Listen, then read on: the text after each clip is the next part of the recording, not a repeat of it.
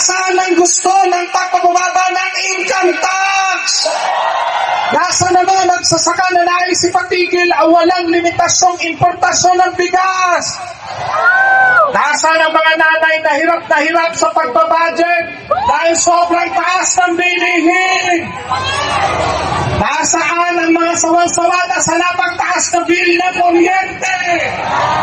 Nasaan ang mga maralitang laging dinedemolish at pinagkakaitan ng abot kayang pabahay? Nasaan ang mga kabataan naghahangad ng libreng edukasyon para sa lahat at serbisyo sa mga komunidad?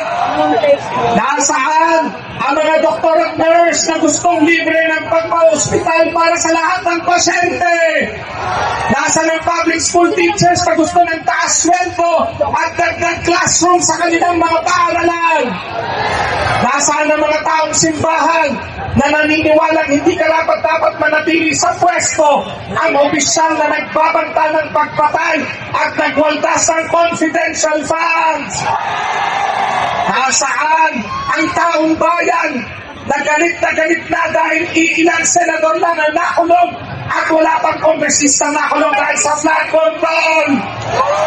Nasaan ang mga mamamayan na sawan-sawa na sa pangakong pagbabago? Kung si Duterte ang manalo sa 2028, parang Marcos pa rin ang mangyayari.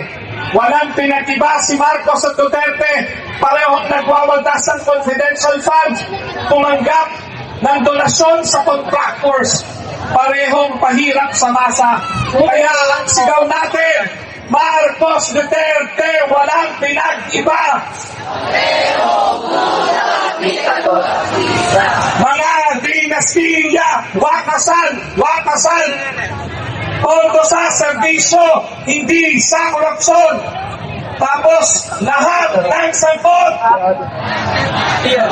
dapat panagot. Lahat ng sagot. Salamat po.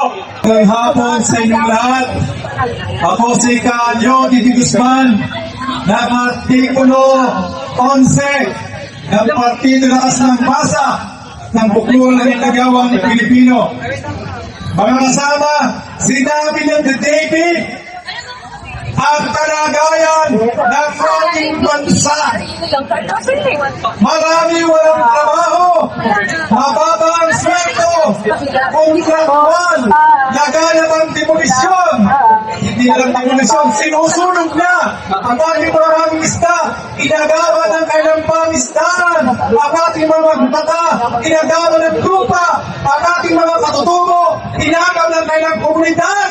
Yan ang kalagayan ng ating bayan. At ang masakit, mga kasama, binubuto na naman tayo ng gobyernong dinastiya. Pinapasok ang Paksinika. Naagaw ng mahigit 4,000 hektare na mga kasama dyan sa Central Luzon. Binubudol tayo dahil ng mga komunidad na labo na magkakaroon daw ng maraming trabaho sa Pilipinas. Yan daw ang natin ng Paksinika. Pero mga kasama, ang pag-imbita ng gayong negosyante sa bansa ay dekada na ang nalang ginagawa. Pero ngayon, walang inihatid na trabaho sapagkat 13 million na mga magkagawa ang walang trabaho o kulang sa trabaho ngayon. 1 milyong magkagawa ang umaalis ng bansa kada taon para maghanap ng trabaho abroad. Kaya mga kasama, kasinungalingan ang Paksinika ay sasaid sa ating minerales na nagkakalaga ng 1 trilyong dolyar. Yan ang target ng Paksinika. Kaya, nangyayari yan. Gusto kong sabihin, bilang pagtatapos ng aking talumpati, nangyayari yan sapagkat nananatili sa tuktok ng ating gobyerno ang political dynasty. Kaya dapat nating wakasan ang political dynasty din sa ating bayan. Maraming salamat at mabuhay ang ating pagkakaisa. ulo ng bukluran ng manggagawang Pilipino at pinapatutuo ko sa inyo na walang manggagawa ang nagdiriwang dahil sa 85 pesos wage increase sa National Capital Region. Ito'y simpleng mga token. At ang manggagawa ay nananatili. Ang sahod nila ay hindi nakabubuhay, starvation wages pa rin. Ang mga manggagawa. Ako po si Cody Floranda, ang National President ng pagkakaisa ng mga driver at mga operator na kung saan ay patuloy na sinusupil ng diktadurang Marcos noon at hanggang sa kasalukuyan. 4 na taong singkag at 5 suna ni Bongbong Marcos ay wala man lang nahita ang mga driver at mga operator, kundi ang patuloy na pagtaas ng presyo ng petrolyo dito sa ating bansa.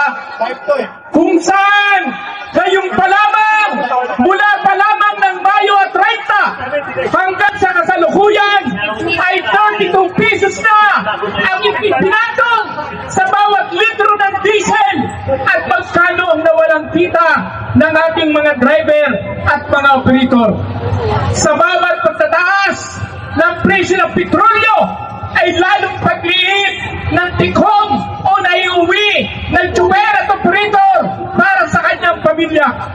Sa ngayon pa lamang ay halos kailangan po namin ng 4,600 pesos sa crude boundary pa lamang.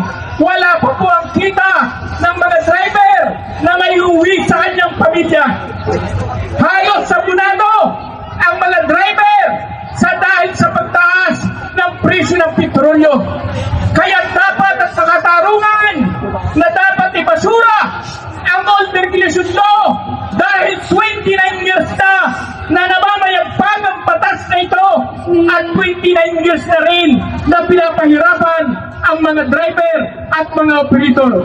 Nandyan pa ang patuloy na pananatili ng excise tax at ang iba't sa lagis na kung saan sa ngayon pa lamang ay halos 15 piso bawat litro ang ipinabayad na buwis ng mga driver at mga operator.